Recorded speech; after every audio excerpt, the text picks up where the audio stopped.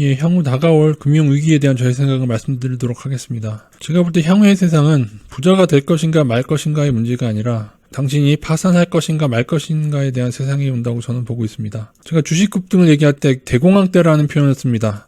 그 이유는 주식의 급등 후 그것이 폭락하면서 대공황이 같이 시작됐기 때문입니다. 모든 금융위기 직전에 자산에 버블이 있었다는 사실을 잊지 마셔야 될 것은 서브프라임 때도 그러했습니다. 현재의 가장 큰 버블은 전 세계 각국의 부동산 버블과 주식의 경우는 다우 나스닥의 버블이 있는 상황입니다. 모든 것이 모두 버블에 대한 것입니다. 여러분은 오르는 품목이 계속 오를 것처럼 착각에 빠지지만 그것이 정말로 오를 만한 타당한 이유가 없다면은 그 버블은 반드시 다 꺼져 왔습니다. 금융위기가 올 수밖에 없는 까닭 바로 부채 때문입니다. 지금 부동산이 오르고 있더라도 우리의 가계빚이 증가되고 있지 않다면 낙관할 수 있을 것입니다. 부동산을 낙관하기 위해서는 두 가지가 전제로 되어야 됩니다. 당연한 일인데 가계빚이 더 늘지 말아야 되며 빚이 있더라고 또 개인들이 부채를 감당 능력이 되어야 합니다. 그러나 그 누구나 알고 있지만 가계빚은 계속 늘어만 가고 개인들의 수익은 개인들 월급은 늘어날 기미를 보이고 있지 않습니다. 이러한 흐름은 사실 코로나가 발생하지 않았어도 일어나고 있는 현상이었습니다. 이 두 가지 현상은 즉 이미 금융위기는 다가오고 있었다. 왜일까요? 8년 이후의 위기를 근본적으로 해결하려고 한 것이 아니고 찍어낸 돈으로 양적 완화하면서 이렇게 저렇게 진통제만 놓아왔습니다. 지금 코로나가 닥친 것은 제가 볼 때 그러지 않아도 숨쉬기 힘들어서 헐떡거리면서 지금 쓰러지기 직전인 상태에 누군가가 나를 밀어서 잡아들인 것입니다.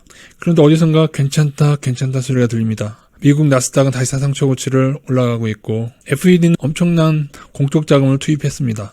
그리고 제가 예언하는데 실거래가는 다시 기적처럼 오를 것입니다. 왜냐? 실거래가는 조작이 얼마든지 가능하기 때문에 그렇습니다. 그리고 어쩌면 이 상황은 미 증시의 버블도 미 대선까지 이어질지도 모르겠습니다. 그러나 이것은 제가 볼 때 작전 세력이든 투기 세력이든 잠시 발악을 하실 뿐 그리고 버블의 고점에서 때로 큰 변동성을 만들어내는 것뿐 결국 시간이 흐를수록 금융위기는 다가올 수밖에 없습니다. 왜냐? 바로 말씀드린 바와 같이 모든 것은 빚에 대한 것입니다. 빚이 줄어들지 않는 한 금융위기는 피할 수가 없습니다. 그래서 모든 위기 직전에 모든 개인이 다 이 버블에 취해 있었다는 사실을 우리는 역사적으로 배울 수가 있습니다. 단 이렇게 말씀하시는 분이 있습니다. 각국이 양적 완화를 해서 통화정책을 씀으로 인해서 인플레이션이 오고 화폐의 가치가 하락하면서 이 모든 것을 해결할 수 있지 않겠느냐. 그러나 제가 말씀드리면 그것은 착각입니다. 그러한 기대를 하려면 제가 볼 때는 저금리 가지고 해결되지 않습니다. 저금리로 해결되는 게 아니고 FED가 한국은행이 또 정부가 우리의 빚을 모두 탕감해 줄 수 있을 것인가. 여기에 대한 대답을 해야 됩니다. 금리를 낮춰서 잠시 이자내는 것을 낮춰줄 수는 있겠죠. 그런다고 해서 우리의 빚이 없어지지 않습니다. 우리의 빚을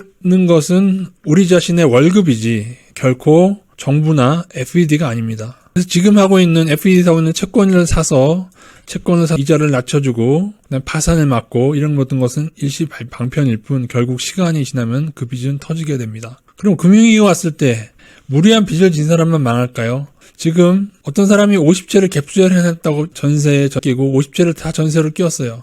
그러면 갭투자를 한 정도라면 이 사람이 돈이 얼마 없는 것이죠. 무리하게 부동산 투기를 하고 있는 이 사람이 만약에 부동산이 정체의 시기로 가게 된다면은 이 사람은 부동산이 정체의 시기로 가서 전세값이 조금이라도 떨어지면 이 사람은 전세값을 내어줄 돈이 없게 됩니다. 그러면서 부동산 값이 하락하게 될 경우 만약에 부동산 값이 6억인데 여러분이 8억의 전세로 들어가 있는데 그것이 만약에 7억이나 6억으로 떨어질 경우 전세자들도 같이 위험에 빠질 수가 있다. 더군다나 지난 2, 3년간 허수거래로 실거래가 계약만 하고 파기시켜도 반영한 허수거래로 인해서 너무 붕붕 뛰었기 때문에 만에 하나 그것만큼 전세값이 높아진 지역이 있다면 여러분은 반드시 조심하셔야 됩니다. 그러니까 전세를 너무 높은 비율로 하지 마시고 일부 월세를 내더라도 반전세나 아니면 3분의 2 전세라든가 그렇게 해서라도 조금은 안전한 길로 가는 게 낫지 않을까 싶습니다. 금융위기는 옵니다. 제가 가장 금융위기가 올 수 있는 시기가 2021년이라는 얘기를 간혹 여러분에게 말씀드리곤 했었죠.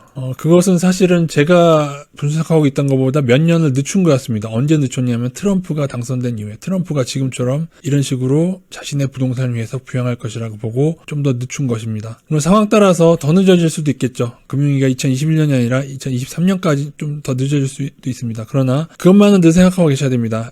FED에서 정부에서 우리의 빚을 다 갚아주지 못한다면은 결국 그 빚을 갚아야 될 것은 우리인데 지금 코로나로 인해서 너무 가혹한 시절로 가고 있습니다. 뭔가 투자해서 부자가 되려 하기보다는 이제는 부지런히 대출을 줄여서 파산을 피하는 현명한 사람이 되어야겠습니다. 상식적으로 수많은 빚쟁이들이 있는데 개미떼처럼 많은 빚쟁이들이 있는데 그리고 어떻게 보면 그 빚 때문에 자산의 버블이 형성된 것인데 이 자산의 버블만 믿고 있다가 너무도 많은 사람이 파산하게 될 것입니다. 제가 볼 때 앞으로의 10년은 우리나라는 일본처럼 많은 파산자가 생겨나게 됩니다. 왜냐하면 저는 어떻게 분석을 해도 현재 늘어나 있는 빚을 감당할 방법이 보이지가 않습니다. 우리의 월급이 내년부터 당장 2배, 3배, 4배, 5배로 오른다면 모르겠습니다. 그렇지 않다면은 힘들고 어려운 시기를 준비하는 게 현명할 것 같습니다.